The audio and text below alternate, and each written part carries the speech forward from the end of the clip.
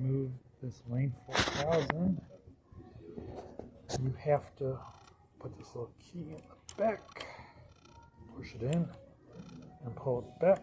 Push it down, pull it back. That's how the key works. There we go. The key goes in here, push it down, pull it back. Otherwise it won't come out the latch. When getting it in, you're going to need the key and you're going to have to slam it down, push from the top. To get it in there, slam it out, and the key will come out, hopefully. There we go.